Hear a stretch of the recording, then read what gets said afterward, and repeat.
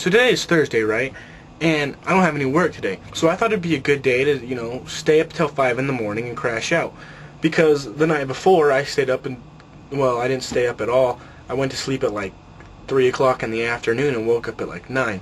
So I was full energy, right? So, I just played video games, watched movies, went outside, looked at the moon and shit, whatever. And about 5 o'clock I heard people upstairs like roaming around, going to the bathroom, taking showers. So I thought it'd be a good time to go to bed. Well, I woke up at 11, right? I only slept for 6 hours. Like, I haven't had any beauty sleep. As you can probably see, at the crow's feet. What am I to do? I get up at 11, and I jump on, my computer and check out the haps that happened during the 5 hours I was out. I'm up for like maybe an hour and a half before my mom starts yelling at me. You haven't done anything all day. You've just been sitting in your room. Like, no. I've been doing things all day except for they've been in my room, People think I just sit down here and like stare at a wall or, I'm not doing anything productive. But this right here, productive. I'm like halfway through the Saints Row, that is a difficult game. I'm cheating, but, I'm halfway through it now, okay? I do Photoshops and stuff. Like, that's productive. I'm getting real life experience. They think that I'm just down here with my thumb up my ass doing nothing at all. Like, if I'm not upstairs having social interact, like, this is a social interaction. You guys are a lot cooler than some douchebag at Subway who's just like, hey, do you want that toasted? No. Why would I want it toasted if I said, please toast that? Toast it, See, if I'm going to a restaurant, I'm hungry. I wouldn't go to McDonald's or Burger King or Wendy's or whatever if I wasn't hungry. It makes perfect sense, right? So if I'm hungry, I know what I want to eat. You're not gonna catch me off guard. Oh, do you want fries? Shit, I forgot all about fries. Please, thank God you were here. Because without you, I would have no fries. And most fries suck anyways. Whatever, fuck fries. My mom comes down and she's yelling at me. She's all, you're gonna go to your grandmother's house and pick grapes with me. Why? What are these grapes gonna do? You know what she's gonna do with these grapes? She's gonna dump, a vat, like, cylinder that's on the stove, and she's gonna make grape juice. And the grape juice I'm never gonna drink because I'm never awake for breakfast. So what do I get out of it? Not a damn thing. But she drags me out. I was in the middle of making a video, right? And she swung open the door and ruined my groove, right? I need a groove. She ruined my groove. My groove was ruined. I had no groove, therefore no video.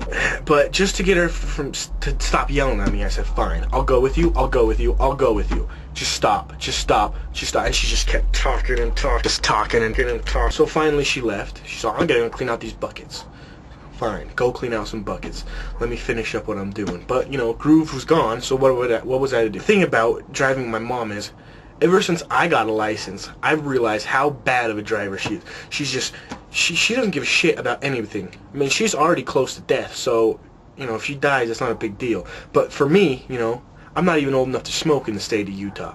So I'm sitting there holding on to fucking dear life. I got my seatbelt on. I got myself braced for an accident because she follows people really close behind him. When I drive, I see brake lights, I slow down, right? When she sees brake lights, she goes into a trance and is hypnotized by these brake lights and then steps on the gas. So I'm afraid for my life. The entire 40-minute drive up to my grandparents' house. I'm ready for this car to roll 6 or 7 times. But somehow we get there in one piece, right? But we get up there, my grandpa's all, yeah, I need you to help me put in this piece of glass for these, because my grandpa has these fucking big ass aviary where he has a bunch of like doves and pheasants and all kinds of shit. So I said, yeah, sure, I'll go do that. I'd rather do that than pick grapes, because picking grapes suck.